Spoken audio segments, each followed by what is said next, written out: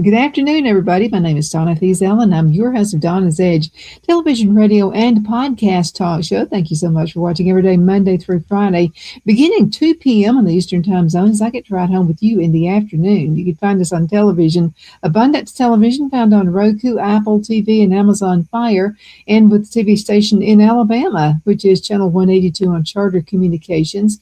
It's part of the Spectrum Access. You can also find us on the podcast on thenewscasters.com, and on the radio, you can find us on WZLA Radio, the biggest country station in South Carolina, and many other ways you can find us as well, social media. But continue sending email, Donna@DonnasEdge.com, Donna@DonnasEdge.com. I love hearing from you. I have with me right now Attorney Don Brown. Don is an author and a speaker and good friend. So glad to have you back on the show again, Don. Thanks for coming in. You're busy. Good to be back, Don. I hope you had a great 250th birthday of the United States of America. I hope you and Phil are doing well, and it's good to be back with friends. Oh, absolutely. Yeah, we had a great time. And I'm celebrating the country. I mean, it's something to celebrate. It really is. Lots of blood and lives given for the freedom that we enjoy, and let's appreciate it, and try to build on the forefathers who gave us this great gift through the grace of God, and understand that no nation on the history of the planet has ever shown a light to the world like the United States of America. Despite the many battles that we have and the flaws we've had in the past, nonetheless, we're very, very blessed to be alive at this time, living in this great nation, and it's great to celebrate it. It's something I never say enough, and that's thank you for your military service.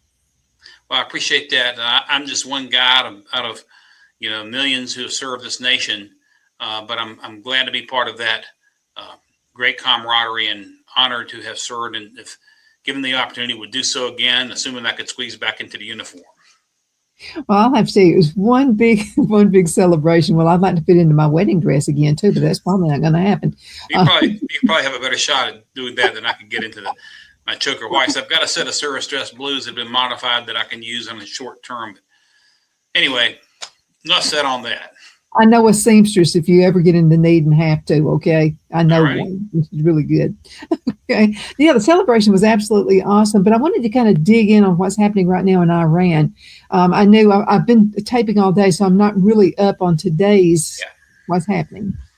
Well, Trump pointed out in an interview yesterday, he was there with the Secretary General of NATO, that as far as he's concerned, the ceasefire is over, and had some very harsh words for the Iranian government. He said he's never seen anything like it. You go in there and negotiate with them and come to an agreement. They come out and deny that they even talked. And, I've been interviewed on this very topic probably a dozen times or more, not just by you, but and other networks as well, on the status of the war, what would happen. I've said that on the one hand, I think Trump would have things slowed down by June, and things have slowed down. Gasoline prices have come down. But at the other hand, I don't believe that Donald Trump is going to leave office, leaving this Iranian regime intact and leaving Iran with any real means of getting a nuke. I was on another show the other night on RAV, and the host said, well, Don, I know you love the war. And I said, no, I don't love this war or any war. Then he said, well, I understand we can't let Iran have a nuke, but they don't have a missile to get us here, get it to us. And I pointed out they might not have a missile now. That will be developed, but a missile is not the only way to deliver a nuke. You could drop it out of a plane, you put it on a satellite, explode it 30 miles over the United States, you got a disaster. So the war is kind of in a lull, but based on Trump's rhetoric, it sounds like it could be heating back up in the not too distant future based on what we heard him say just yesterday. Why are so many people blindsided? It appears as if they're on Iran's side. It has to be taken care of, and so many presidents before Trump have just kicked the can down the road and have not accomplished anything. It's got to be taken care of. the Trump derangement syndrome is so high that no matter what, the left will get on the side of Iran rather than give Trump any credit, and blindly fail to acknowledge that not only have previous presidents going all the way back to Jimmy Carter, who oversaw the Shia takeover in 1979, all the way up until Joe Biden, none have dealt with the threat. Now Trump is dealing with the threat. He won't get any credit for that. It's Trump derangement syndrome to a large degree. And this is a military operation. It is not a full-scale war. We have had loss of American lives, and one American death is too many. I think the last count was about 13. I'd have to double check that. There's no indication of massive ground troops that the president is planning to send in, but at some point, if you get that uranium, you might have to send some special operators in to pull it out. Nonetheless, it's TDS, in my opinion, that has caused a lot of the backlash. I even saw one dingbat was praising the Ayatollah, who had his funeral as being some sort of great leader. One American dingbat, her name slips my mind. That's how much I pay attention to these liberal dingbats. But that's the reason. They hate Trump so much they're willing to side with our enemies if it means siding against him.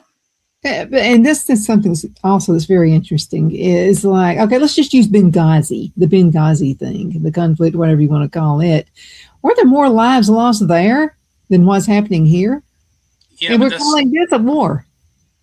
Of course. I mean, in one foolish action by Biden when he took the White House in 2021, look at the Abbott's Gate. 13 Americans killed in one swoop because of foolish rules of engagement, sending those Marines mostly back out into the streets without proper, defenses, turning weapons over. But you're talking about a convenient double standard. That convenient double standard is going to be applied against the president and ignored by the leftists who choose to isolate what they want to isolate in their arguments against the president here. Once the Iranians get a hold of a weapon, they wish they would have listened. But I don't think Trump's going to let that happen. I don't think so either. So let's just go ahead and talk common sense here. I like doing that. I know you do too. So what exactly is the difference between a conflict and a war? Is there one? Well, there is an intentional blurring of those concepts during the Korean War. They wanted to call it a conflict to try to tamper down, what war really is. Now, so we're involved in a war. But now, when you look at the various gradations of war, there are different levels. The military prosecution that the United States has brought to bear against Iran since the beginning of March has been primarily naval and air. So our fleet's there, we're launching missiles, we're launching airstrikes from carriers, and the Air Force is launching, flybys. The Army is there also, but it's primarily a naval and Air Force operation at this point. We have not deployed the 82nd Airborne there, not the 173rd Airborne, not in the Armored Corps. So we are in a naval and air war as opposed to a full-scale war, which would involve massive injection of U.S. troops like we saw with George H.W. Bush first during Desert Storm and later on with George W. Bush in Afghanistan when we sent the entire army over there. So we're in war. There's no conflict. It's just a sanitized attempt to take away from the reality of what we've got. But we have been at war, in a state of war, with Iran since 1979. To be in a state of war and have little kinetic activity, but they kill more Americans than any other country since 1979, and a lot of times innocent terror attacks, etc. They are the world's #1 sponsor of terror, and it goes to the radical Shiite mullahs that run the country. If there's ever going to be an effective change in Iran, you're going to have to kill them. I mean, I hate to say it, but just from a geostrategic standpoint, you can't let them live. If you take out 2 or 3 at the top, they'll come back like a cancer. But the Persian people have been one of the greatest, empires in the history of the world are very sophisticated. There is a huge movement of Christianity sweeping across Iran right now, and in resistance to the totalitarianism by Shia Islam, which is a brutal, Nazi-like philosophy under which those mullahs crushed that country in any attempts at liberty or freedom with an iron fist. Let's talk about the mayor in New York City. I'm a little upset with Fox News right now for letting him ramble on as long as he did. Special report by them. And so, our celebration of 250 years, and there were so many, I could only watch a few minutes of it. I just couldn't handle it. The whole setup was strange. The desk looked as if it were backward, like he was sitting at the back of the desk. And was there a message there? Part of the message is that Fox News in 2026 is not what Fox News was in the year 2000. As Rupert Murdoch has turned the company over to his sons, who are married to radicals, and the sons themselves are leftists, they brought on globalists like Paul Ryan onto the board of News Corp. You're going to see more and more of this as we move forward. It was an excuse to give him the microphone and spew out anti-American propaganda using the desk that they claim was once owned by George Washington.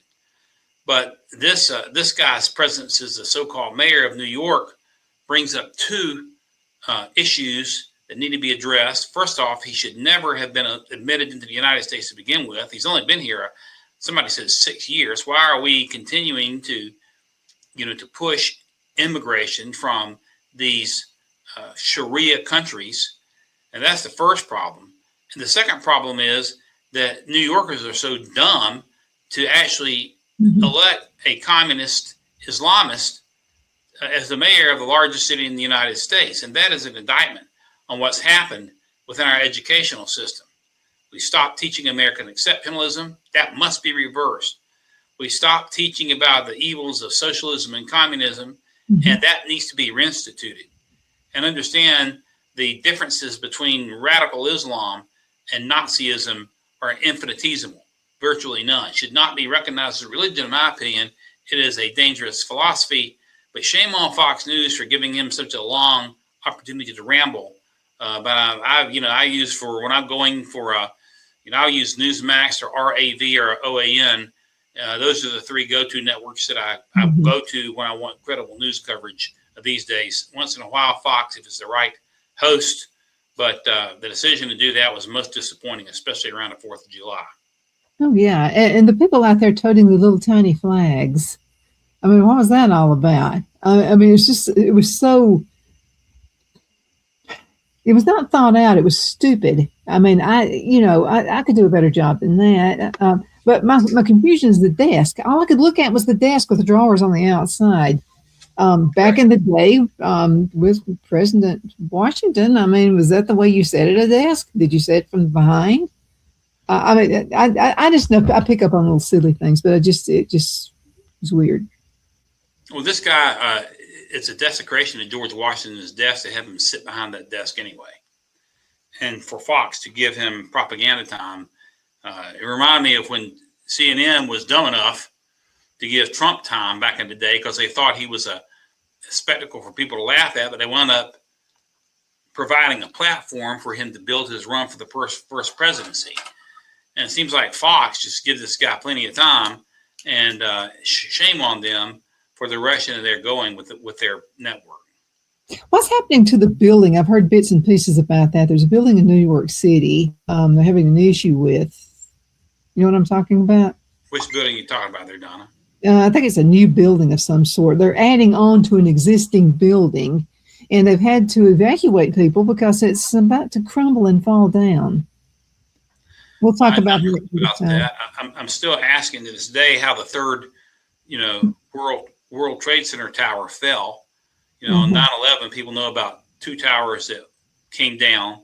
A third came down. It was never struck by an airplane. I'm still wondering about that. So I don't know what's going on with this particular building you're referencing, but it feels like New York is crumbling. Yeah, causing to question construction standards and a number of other issues. Yeah. So we'll get some more information about that next time you're on the show. But it's turning into a pretty big story. Um, just I don't know the whole city. Okay, so what is going to happen to New York? I can't see this being a good thing, and it's going to cause a rumbling effect for the rest of the United States. It is, and you know, most likely you're going to have more and more residents of the city leave the city. And when that happens, and I hope that they don't bring liberal Democrat voting ways to North Carolina, there was a study that was just released showing the states that are growing the fastest in population are North Carolina, Texas, and South Carolina in that order. And the states that are losing population fastest are California, New York, and Illinois. I believe in that order. Those are the top three. So, you know, you're welcome to North Carolina. You're welcome to come to North Carolina if you're from New York. We'd love to have you. Don't bring Democrat voting patterns. If you want Democrat voting patterns, go to Illinois or to another blue state. It's going to drive people out of the city, and the result is going to be the city will become more and more radical. The city will decay more and more. It will become a heap of what it once was. And, you know, New Yorkers have nobody to blame for themselves for what they've done. And it's hard to have a whole lot of sympathy for them. You know, I remember when Obama was in office, somebody said the problem is not just the stooge in office, but the nation of stooges that elected him. And in New York, it's a city of stooges that will put a communist, an Islamic radical communist in charge of the New York City government. Hey, you know, there's an old saying where I come from, you make your bed, now you got to sleep in it. And if the city deteriorates, they got nobody to blame for them but themselves. I remember looking back, it's when President Trump lost the election to Joe Biden. And so there were videos out there. President Trump was visiting the police departments all over New York City. And it's not what the liberal news tells you.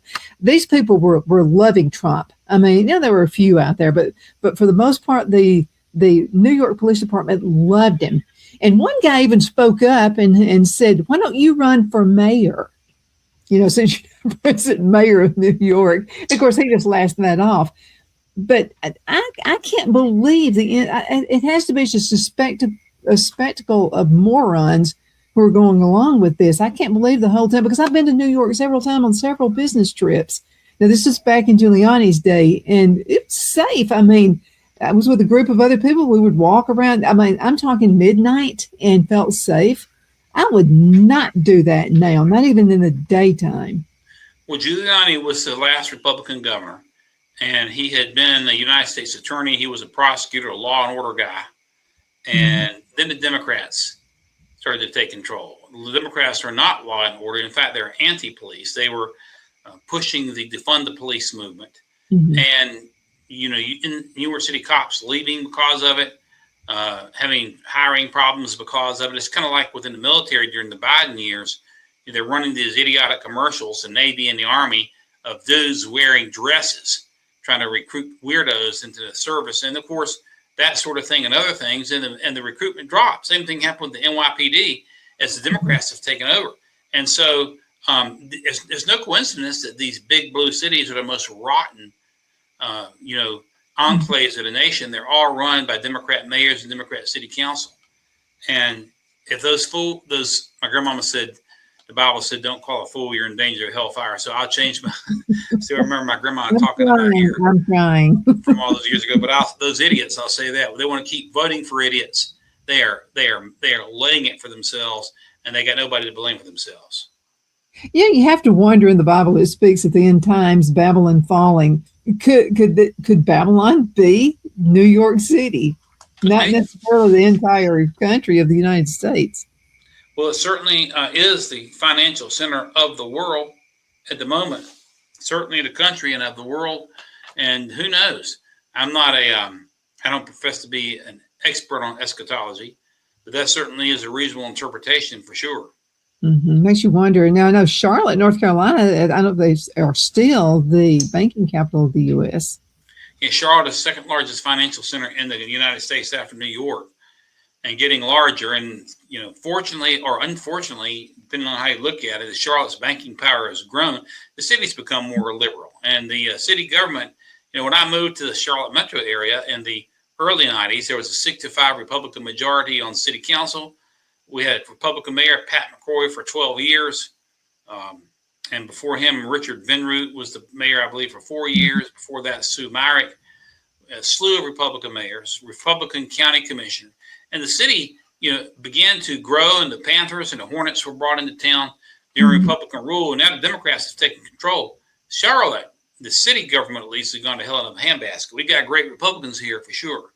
And if we can get our Republicans mobilized in Mecklenburg County, we got a shot at chipping away at some of these Democrat gains that they've made. But it is the second largest financial center. And I don't know if there's a relationship between that and the growth of essentially leftist, almost communist city leadership or not. It's interesting to see, New York being the largest, they now have the most radical government.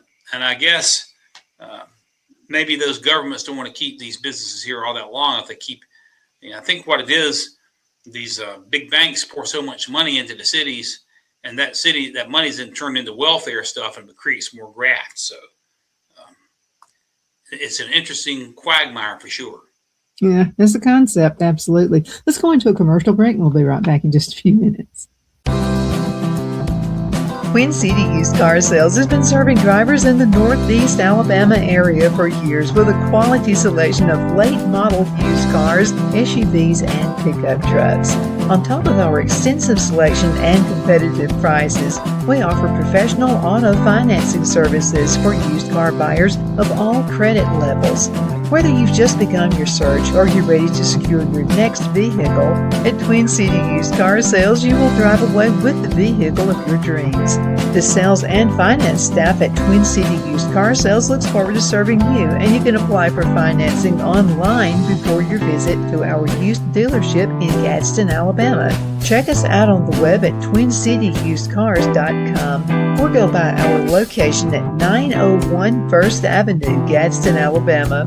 We sincerely look forward to serving you.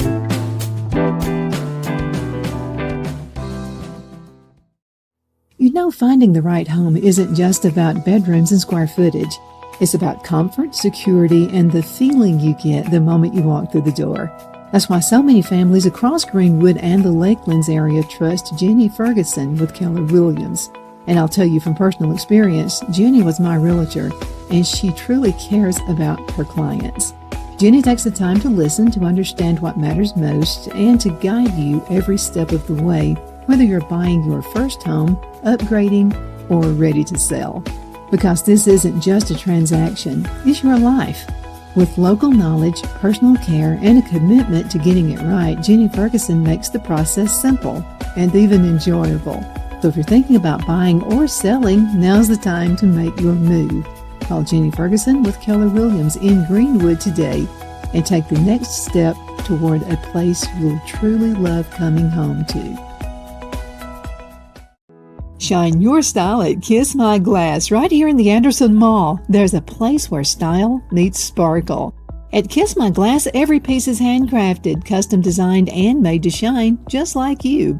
Owner Beth Gibson brings creativity to life with stunning custom tumblers, gifts, and one-of-a-kind pieces you won't find anywhere else. Look for the perfect gift or something uniquely you, from bold and glamorous to simple and elegant. There's something for every style, so stop by, get inspired, and leave with something unforgettable. Kiss My Glass inside the Anderson Mall, Anderson, South Carolina, where your sparkle begins. Be sure to check out Kiss My Glass on Facebook for updates and specials and gift ideas.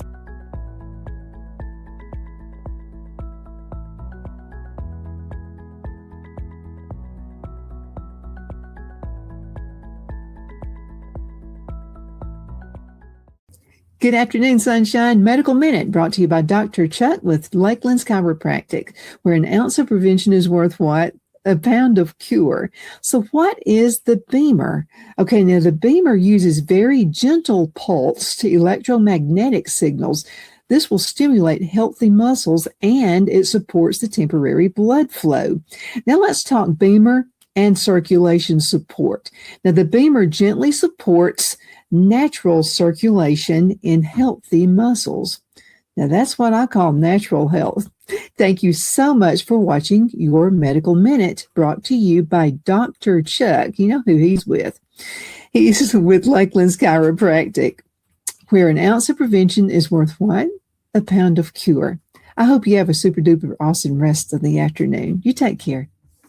Good afternoon. We are back. My name is Donna, and I'm your host of Donna's Edge Television, Radio, and Podcast Talk Show. I want to thank all of our wonderful sponsors for being with us all these years. We definitely appreciate that. I'm not sure what we're doing. Oh, I know what it is. We have wonderful guests.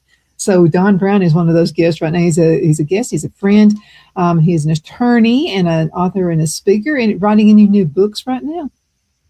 Well, we don't have any under contract right now. We're looking at some things and some other things on the political landscape as well, which I'll be sharing with you in the not too distant future. But we do have a couple of ideas on the table. That's where we are at the moment.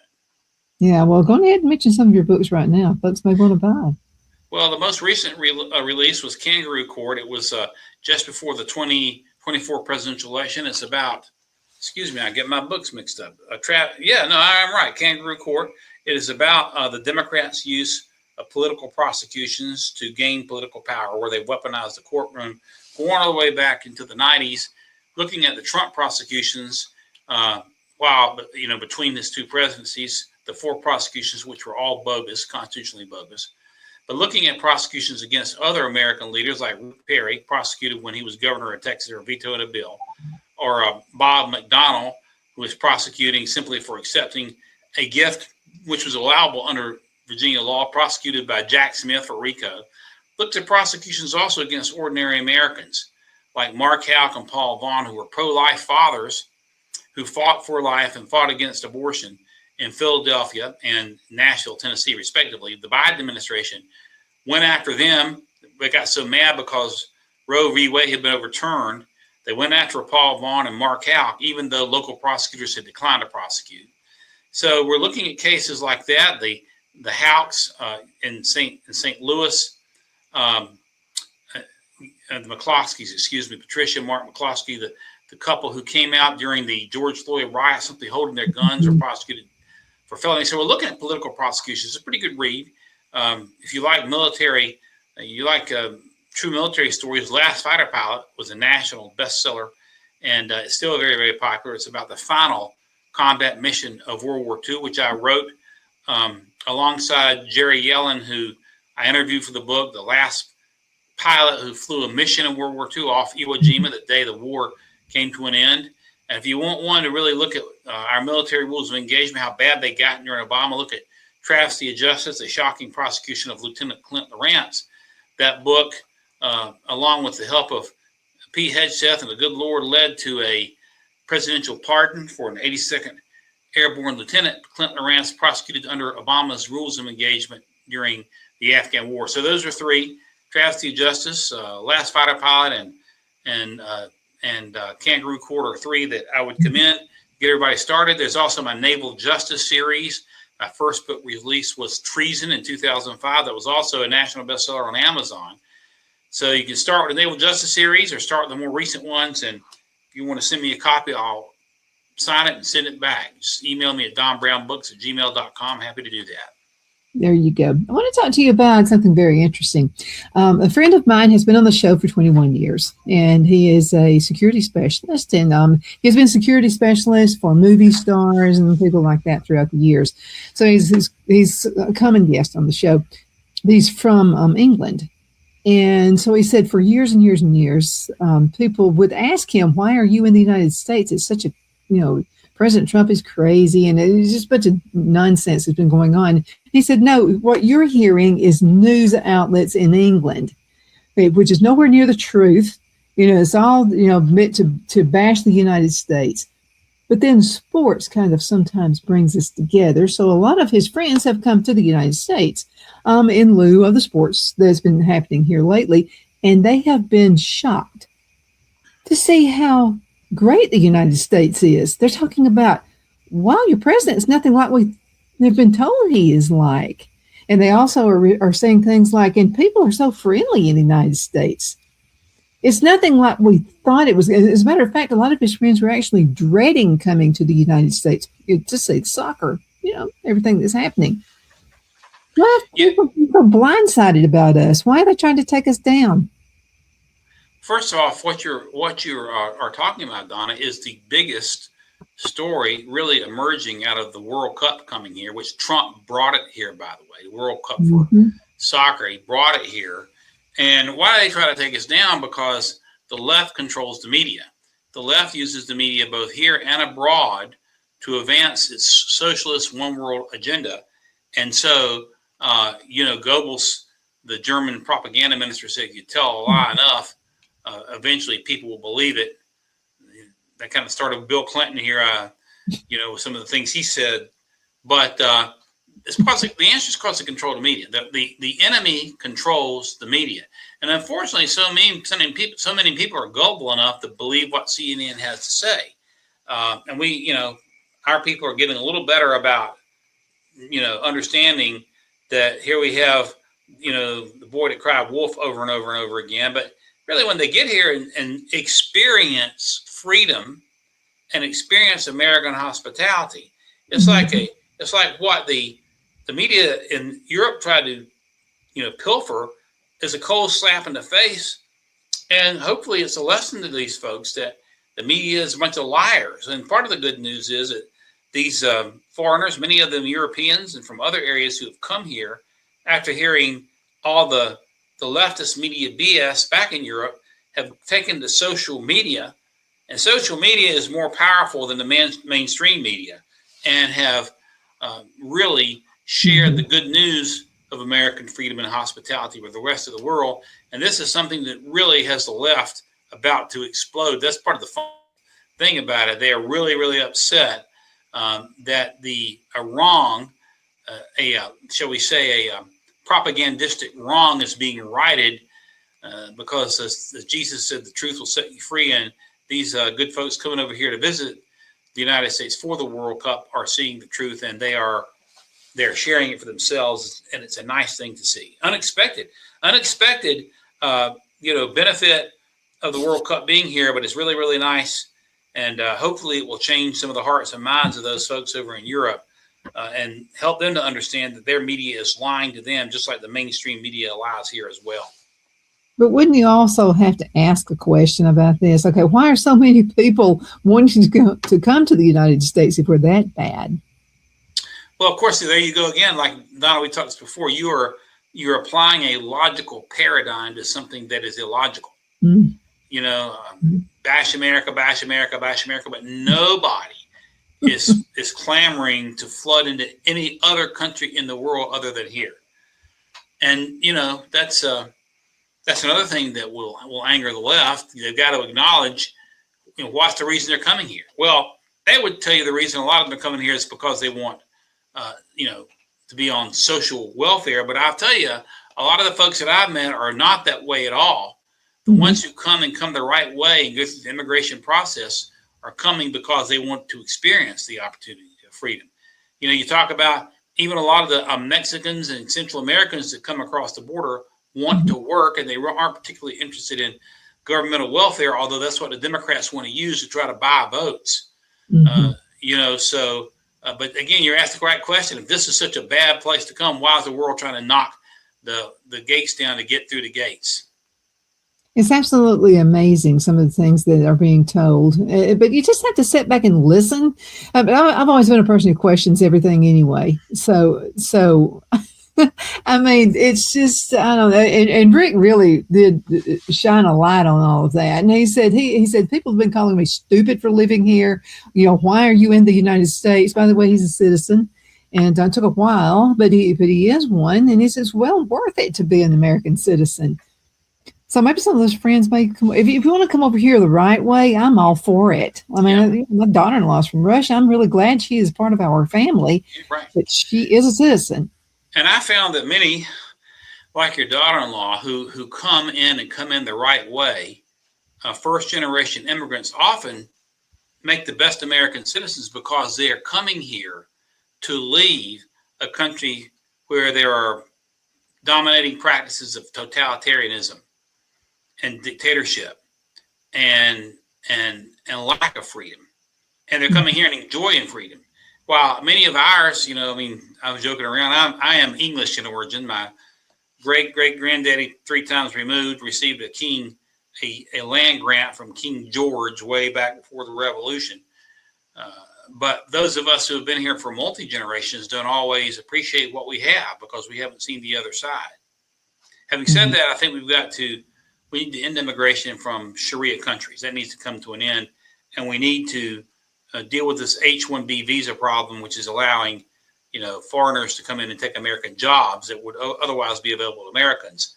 But in terms of the patriotic appreciation for immigrants who've come the right way, we all were immigrants at one point, at least our families were. First generation immigrants in many cases.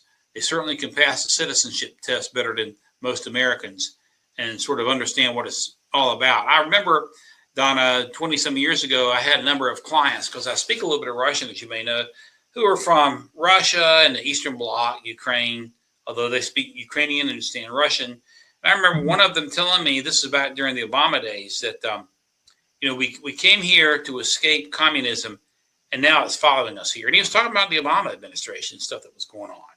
And so we got to be ever vigilant that we don't let that junk creep into our system. We got to call out for what it is. Understand that communism and socialism are evil, and that Sharia law is evil, and battle against those philosophies that was set out to take us down from the inside. And I'll have to say this: it never leaves my daughter-in-law, Larissa comes, and you can ask her what is the sky blue today. She'll say, "Yeah, but in communist Russia, it probably isn't." So we were walking through the garden the other day, and I said, "What is one thing you really do you miss anything from Russia?" And she said, "I miss nothing from Russia. It was communist. It was a cesspool. It was an awful place to live. It was just." And he said, "Wait a minute. I like gooseberries. They're fluid in Russia. So I've got the seed, and we have gooseberries here growing in Abbeville, South Carolina. So anyway, but she can't think of anything good. But when you've been raised in the cesspool, you will be that way. And you get to a place like America, you will appreciate it more than folks who have lived here forever." Precisely. And there's an example. Your daughter-in-law being a first immigration, first immigration. What I'm trying to say, a first generation immigrant, because she's come now and just is new in this country, but is now a citizen, will very often appreciate the country more than people that have been here for many years, if they've come for the right way, for the right reason. Now, some don't come for the right reason. We see them coming in from Sharia countries to try to tear the nation down from the inside and make it an Islamic theocracy, totalitarianist. But those, especially who come from the Eastern Bloc, like your daughter-in-law, usually come for the right reason because they're fleeing governmental totalitarianism. Absolutely. I bash women all the time. I guess I can because I am one. But I've got to say this. Women, please listen to me. If you are okay with the things that are happening here, think about Sharia law. Apparently, you don't know what it is. So maybe we need to educate women on what that is and how women are being punished beyond your capability of even comprehending on women, how they're being treated. It's not a good thing. Well, yeah, we sure do need to educate, and not just women, but everybody. And it needs to start from K to 12. And we need an educational philosophy, a commitment to a new educational philosophy in this country that not only is going to be the best at math and science and engineering, but also teaches the right philosophical core, that we were built on a Judeo-Christian foundation, that American exceptionalism is a reality and a goal, and that capitalism is far superior to other systems, and that communism, Nazism, and Sharia are evil philosophies that murder people. And we've got to bring those tenets back into education from K to 12 and beyond. Most folks you and I now know, Donna, are beyond their school years, and those folks, a lot of them need to be educated too. And you're doing a great job with your shows, and I really appreciate you for it. Yeah, I'm trying to do that, but the whole thing doesn't make any sense. Capitalism only makes sense. You can't overspend and expect to keep the money rolling in. It's just not going to happen. You can't keep giving to all kinds of weird foundations and also, there's a guy, I can't think what his name is. He's from what is his name? He was a sheriff here in South Carolina. Well, he got caught up with. You've probably heard about this one. The trial was going with him. So what he was doing is he was taking funds out of the sheriff's department. He actually hired one of his relatives and the guy never showed up for a job. I wish I could think of that guy's name, but he's right here in South Carolina. I'm just now being educated on this. So anyway, there was the law system is working. I didn't know if it would or not. I was afraid he may have some cronies that would help him get off. This guy's going to serve a lot of time. Well, there's corruption at every level of government. I remember the words of Bob Novak way back years ago. They started Evans and Novak on CNN back when Turner still controlled it and it wasn't so corrupt as it is now. But Bob Novak had a famous saying, "Love your country, but distrust the government." And I think that's something that is a healthy attitude to take at all levels. Oh, I think so too. It's already time to go into another commercial break. We'll be right back in just a few minutes. Everybody hang in there. Because of your overwhelming support, our $14.88 MyPillow has been one of the biggest sales in MyPillow history. I couldn't think of a better way to say thank you than to extend our wholesale pricing through Christmas. Get a classic standard MyPillow for only $14.88. Upgrade to a queen size, just $18.88. King size, only $1 more. Get my body pillows for only $29.88. And ready? Multi-use MyPillows, only $9.88. It's perfect time to stock up for Christmas gifts for everyone on your list. Go to MyPillow.com or call the number on your screen. Use your promo code to take advantage of our wholesale pricing. Including my classic standard MyPillow is only $14.88. But that's not all. I'm so confident you're going to love our classic MyPillows that I'm going to extend my 60-day money-back guarantee until March 1st, 2025. Plus, orders over $75 ship absolutely free. Good afternoon. We are back. My name is Donna, and I'm your host of Donna's Edge Television, Radio, and Podcast Talk Show. Thank you so much for watching Monday through Friday, beginning at 2 p.m. on the Eastern Time Zone. As we get to ride home with you in the afternoon. It's always so much fun. I love my guests. Don Brown is one. We'd love to have you on the show. So how's life been treating you in the legal world? Very well. We've been very busy servicing clients, and we've gotten a lot of questions as of recent, especially post-COVID on estate planning. People, getting up a little more in age, and a lot of the baby boomers accumulated wealth. So we're getting a lot of questions and doing a bit of work in that area as of recent. And again, it's post-COVID, and also I think the effects of the killer vax, that is the COVID so-called vax, which is really an experimental gene therapy injection, has gotten people thinking, people dropping off left and right. So we're doing a lot of that, doing a little bit of litigation, not as much as we have in the past, but that's fine. And but doing our best to service our clients and staying very active. I'm going to be leaving tomorrow from the Charlotte area for a 10-day tour of North Carolina, speaking on behalf of the Republican ticket from top to bottom in the fall. And we'll kick off tomorrow afternoon in Wilmington. By the time this is aired, that may have been over, but I don't know. But anyway, we'll move into Friday, and we'll be in New Bern and then Jacksonville, and it goes from there. I'll be touring along with Andy Nilsen, who ran against me for the Senate, left the race. Andy left the race when Whatley entered it. I stayed in the race, but we will be stumping on behalf of Republicans around the state and helping people understand the vast gulf. The Republican Party is not perfect. We got a lot of work to do. We got to attack the national debt. We got to get the SAVE Act passed. There are some things that got to be done. But on the other hand, the Democrat Party has gone off its rockers. We talked in an earlier segment about the communist mayor of New York, Mondami.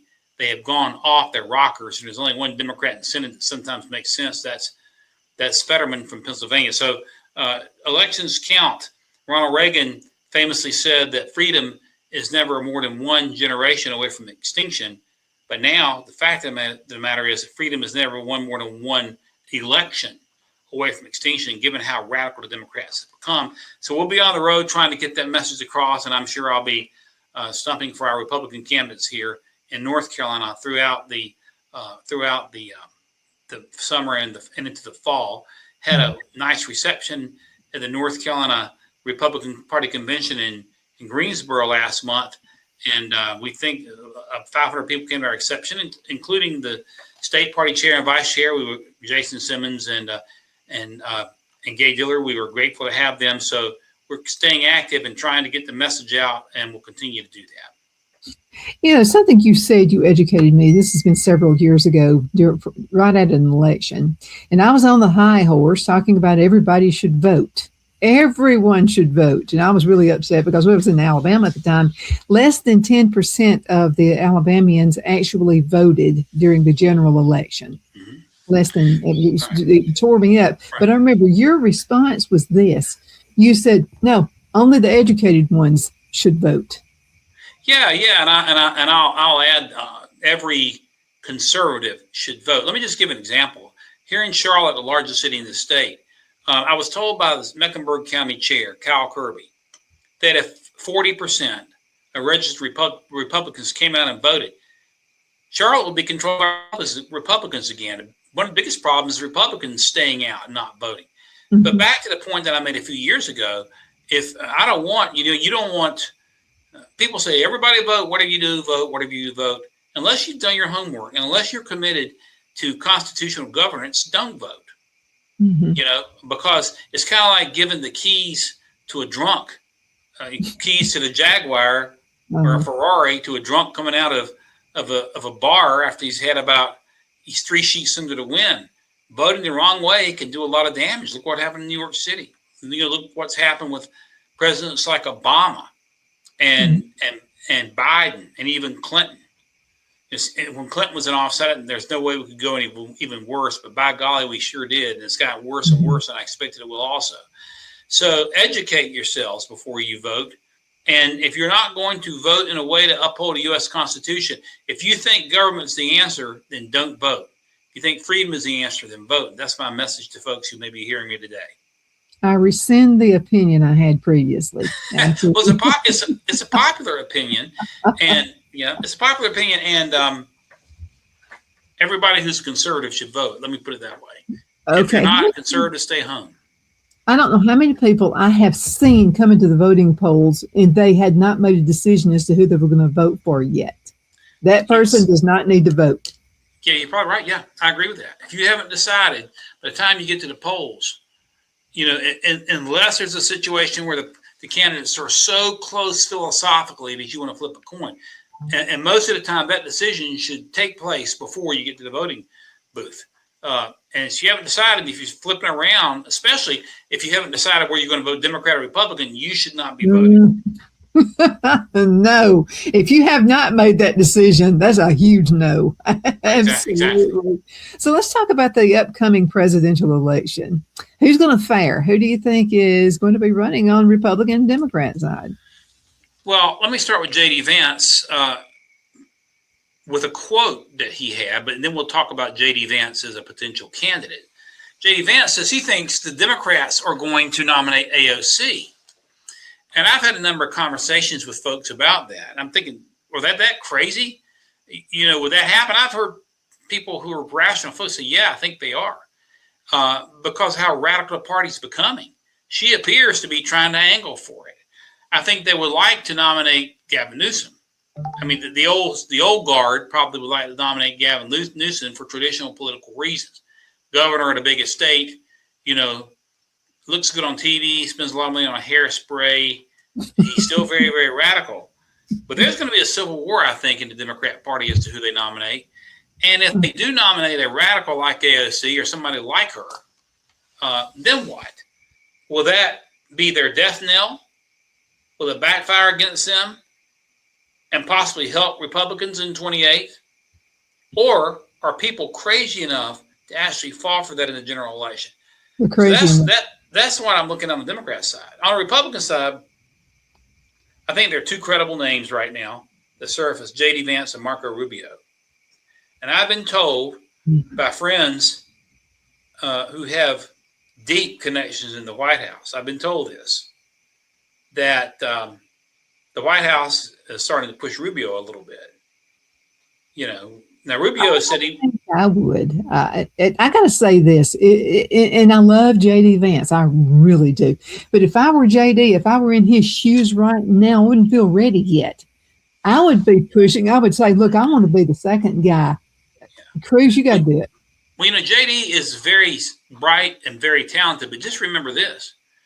He was elected to the U.S. Senate because Peter Thiel, a tech billionaire from California, threw millions and millions and millions and millions and millions at J.D. Vance's campaign in Ohio. J.D. Vance should be in his first term as a U.S. Senator from Ohio. He does not have a lot of gray hair or much wet behind the ears, and that's a concern. Rubio said he would never run against J.D. Vance, but I noted Trump about 2 weeks ago. Trump can be. He had them both in the room. He said, "Who do you like in 28, J.D. or Marco over here?" So Trump is actually throwing Marco out there alongside J.D. And when Trump said that, I went back, and the friend that I'm talking to is a very close friend of President Trump, who told me that the White House is starting to push Rubio a little bit. Rubio has been a better Secretary of State than he was a senator. He was not a bad senator, but he's been an outstanding Secretary of State. And he was unanimously confirmed. I think he was 97-0 when he was confirmed the only cabinet member, I think, that had that type of support. Now, if he becomes a Republican nominee, you can guarantee that support will go away in a heartbeat. But is, young looking, smart. But those are the two names that you've got to look at first. It's interesting because when you look at the number of vice presidents actually ever elected, it's a very small number of vice presidents who've been elected as presidents. Mm-hmm. Somebody said 7 or 8. I need to do the number on that. LBJ became president only after Kennedy's assassination and then was elected. That's the only reason. I don't think he would have ever become president had he not passed away. Right. Biden became president, but I don't believe he was elected, even though he became president. And then the kind of a wild card, and I don't think he has a snowbird's chance. You know what? Does Mike Pence have enough insanity about himself to try to run? I think he might. I don't think he'll get very far, but I think he might. We could use a comic relief let's let him do it. We need a comic relief. Yeah. Yeah, Pence is a weak individual, and I was told by a high-ranking military officer of mine who worked high in the Pentagon that when we were waiting to see what Pence was going to do on January 6th, that Pence would not stand up for election integrity, and certainly he did not. He went off and falsely claimed that the president asked him to violate the Constitution, which was a lie. There's nothing in the Constitution that the president asked him to violate. But Pence could be there. Another name that you might keep in mind is Mike Pompeo, who may try to run, the former CIA director who was on the outs with Trump, I think. But those are the names. There are 4 names I gave you, Rubio and Vance being the obvious, and then Pence and Pompeo as possible dark horses who might get in the race. Pompeo will probably be stronger than Pence would be, to be honest with you. But I think it's going to be between Rubio and Vance. And if I put my money anywhere right now, I'll put it on Rubio. How's that for sticking my neck out? I do too, but I've got to say this about Vance, okay? Because generally speaking, the VP is the second banana, is the stupid one. I mean, and I think a lot of presidents put people in for the VP pick so they can look smarter than that person. You know what I mean? But I don't see Vance as being stupid. Like past VPs have been. But I still feel better about Cruz. And if I were Vance, I would say I'm going to play this one out, but I would love to be the VP. You said Cruz, and Cruz might run also. Did you mean Rubio? I meant Rubio, not Cruz. Well, Cruz may jump in the race also, and that's another name. I don't think he is. I think he's done with that kind of thing. Well, keep that name on the back of the radar. You may very well be right. JD is brilliant. I mean, if you go back and look at how he chopped up Tim Walz, he spit him up, he chewed him up and spit him out in that vice presidential debate, and did it with a lot of grace, humility, but sharp wit. Sharp-wittedness, I guess, is the word I'm looking for. and it was like the most one-sided vice presidential debate I've ever seen. It was worse than it was between Lloyd Benson and Dan Quayle by far. So you're talking about a younger guy who is very talented. He's a Marine veteran. I'd like to see a little bit more gray on the top up there. Yeah, I'd like to see. I'm prejudiced to gray. Let him set this out, and then be the VP. That would be he would be a wonderful. That would be an awesome team right there. It really would as a VP. I would set it out. I would be him and look at the country first, and I'd say, I'm not ready yet. I need like gray hair. I need a little bit of that in there. So that's how I would like to see him approach that. But do you think Kamala's going to? Because I'm missing making fun of Kamala. Do you think she's going to throw her? I hope she does. Please, Kamala, run. I think she will try. I certainly do. She's making noises all over the place. I think she has enough insanity in her to try. And we'll have a lot of fun if she does. So I hope she will too, for the same reason. She's all the word salads we'll be able to poke fun at. All the cackling we'll be able to find clips of. And I think you could see her. So when we're looking about who might be in the race, I know when we talked about the Democrats, I mentioned AOC and J.D. Vance, who thinks that, and also mentioned Newsom, but I think Kamala wants it also. Willie Brown kind of threw her under the bus not too long ago, and for a number of reasons. Her former lover, Willie Brown, who she, by all accounts, used as a stepping stone to get into the Attorney Generalship of California. But I think she'll jump into it. But, I think, once we get past November, this stuff will start to crystallize even more. But in the meantime, we can talk about it. We can keep an eye on these people. She's going around speaking like Newsom has been doing, and AOC has been making noise. So it's going to be fun to watch what the Democrats do also, for sure. But they don't have anybody worthy of the presidency in the Democrat Party. Not one, that will be worthy of any. They're not stable.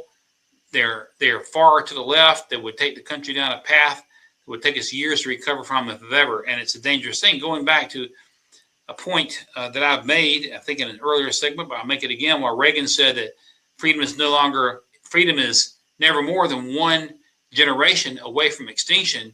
Now it's got to the point that freedom is never more than one election away from extinction because of how radical the Democrats have become. We could be, but I got to ask a question. This is about the two women. I don't hate women. I just don't like radical ones. I don't like them. So is there a possibility that Kamala and maybe AOC could be on the ticket together? One could be the VP and one could be the prez. But how long do you think they could get along with each other if that happened? I could see that. But remember this about Kamala. She tried to run on her own in the Democrat primary and got crushed. I think she even lost California. I'd have to double check that. But she got crushed and dropped out. Then Biden put her on a ticket. So she's never shown any ability, to get elected on her own. She didn't compete in the primaries or the caucuses because that was Biden. And then he dropped out and they rammed her in. So for it to be Kamala and AOC, Kamala would actually have to win, the Democrat primary, which I don't know that she can do. Now, if she were able to do that, first of all, it would make her somewhat stronger if she won a primary from a political standpoint, because she's got no chops about her, no significant political victories outside of California. And so, but I could see her putting AOC on that ticket. I could see that. That's New York and California. Okay, either one of them. If either one of them would be the prez and the other one the VP, would have the other one killed so that they could be the prez. If either one of those women would do that. I have total belief in that. Well, you're looking at a couple of radicals, and nothing would surprise me about either one of them, for sure. And then I wouldn't care. Within 6 months, one would kill the other one. It wouldn't take long. Don, we're going to have to call it a day. Thank you so much for being with us. It's been an honor as always. We always have to talk about Kamala. Thank you again so much for being with us. It's always a pleasure. And thank you guys so much for watching the show. Definitely appreciate you doing that as well. Continue sending email. I love them. Donna@donnasedge.com. Donna@donnasedge.com. We'll see you next time. Thanks, Don. Thank you, Don.